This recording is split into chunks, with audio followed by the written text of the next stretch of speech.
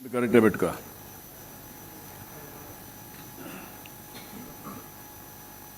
ఈరోజు నేను ఇచ్చే ఈ ప్రజెంటేషన్ మీ ద్వారా రాష్ట్ర ప్రజలకు తెలియజేసే ఆర్థిక పరిస్థితి.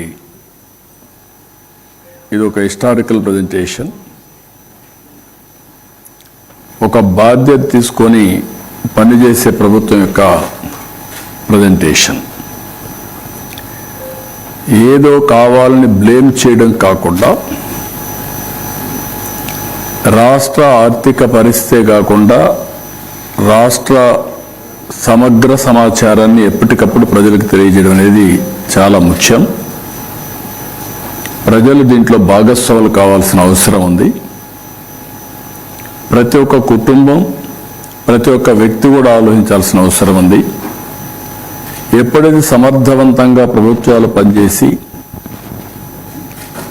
గవర్నెన్స్ బాగుంటే దాని ఫలితాలు ప్రజా జీవితంలో ప్రజలపైన పెద్ద ప్రభావితం చేస్తాయి. అదేగా నెగిటివ్ గవర్నెన్స్ ఉంటే నెగిటివ్గా ప్రభావితం చేస్తుంది. ఆ విషయాలు నేను మీకు ఎక్స్ప్లెయిన్ చేయదలుచుకున్నాను. 2024 ఒక మ్యాసివ్ విక్టరీ, ఎవరు ఊహించినటువంటి విజయం. దాని వెనకాల మీరు ఒక్కసారి చూస్తే జరిగిన విధ్వంసం, భయంకరమైనటువంటి పరిస్థితులు, ఎవ్వరు కూడా ఫ్రీగా మాట్లాడలేని పరిస్థితి, ఇంట్లో నుంచి బయట కూడా వచ్చే పరిస్థితులని చాలామంది అయితే సఫర్ అయ్యారు. భయం, ఒక ఫియర్ సైకోతో బతికారు. ఒక సైలెంట్ రెవల్యూషన్, ఒక విప్లవాలు, చాలా విప్లవాలు చూసాం. 1982లో ఫస్ట్ టైం ఎన్టీఆర్ పార్టీ పెట్టినప్పుడు ఒక విప్లవం. పార్టీయే లేదు, ప్రజా తిరుగుబాటు. అక్కడి నుంచి మేము గెలిచింది అప్పట్లోనే 202 సీట్లు, 200 గెలిచాం.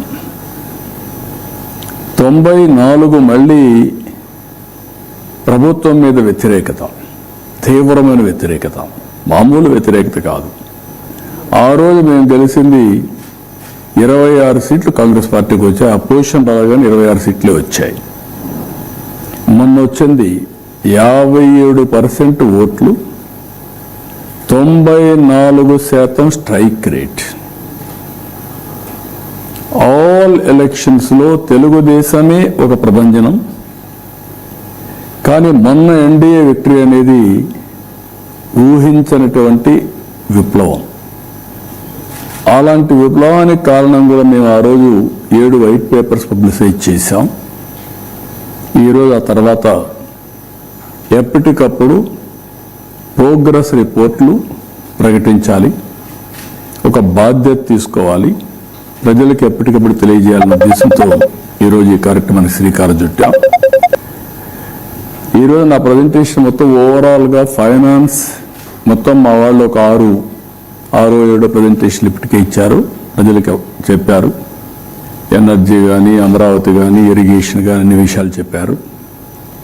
ఇది కాంప్రహెన్సివ్గా అన్ని కలిపి ఫైనాన్షియల్గా ఏ విధంగా స్ట్రీమ్ లైన్ చేశాం, వే ఫార్వర్డ్ ఏంటి, ఈ రాష్ట్ర భవిష్యత్ ఏంటి అనే విషయాలు ఎక్కువగా నేను డీల్ చేస్తున్నాను. నిన్నే మీరు చూశారు, ఒక ప్రభుత్వం పనిచేస్తే ప్రజలు ఎంత భాగస్వాములు అవుతారు, ఏ విధంగా సపోర్ట్ చేస్తారు. దానికి భోగాపురం ఎయిర్పోర్ట్ ఇనాగరేషన్ ఒక బెస్ట్ ఎగ్జాంపుల్. ఉత్తరాంధ్ర కదిలి వచ్చారు. అదొక ప్రాజెక్ట్ కాదు, అది వాళ్ళ కలలకు రెక్కలు, నాంది, కేంద్రం. ఎవరి ఫ్యూచర్నైనా సరే అనుసంధానం చేసుకోవడానికి అన్ని పనులు చేసి అది ఒక ఇంటర్నేషనల్ గేట్వేగా తయారు చేశాం. ఇరిగేషన్, ఎంప్లాయ్మెంట్, ఏఐ, స్టీల్ ఒకటి కాదు, అన్నీ కూడా కల్మినేషన్. అది ఆ యాంగిల్లో ప్రతి ఒక్కటి మీరు చూడాల్సిన అవసరం ఉంది. ప్రజలు కూడా ఆ యాంగిల్లోనే ఆలోచించాల్సిన అవసరం ఉంది. నెక్స్ట్, ఇక్కడ బ్రాడ్గా నేను చెప్పింది మీకు ఆంధ్రప్రదేశ్ జర్నీ సిన్స్ 2014. ఇక్కడికి వచ్చిన బైఫర్కేషన్ డెఫినెట్గా పెయిన్ఫుల్. బైఫర్కేషన్ చూస్తే కంబైన్డ్ ఏపీ పాపులేషన్లో అర్బన్ పాపులేషన్ 33.4%. బైఫర్కేషన్ అవగానే 31.5 ఆంధ్ర తగ్గిపోయింది. తెలంగాణ అర్బన్ పాపులేషన్ 41.5% పెరిగింది.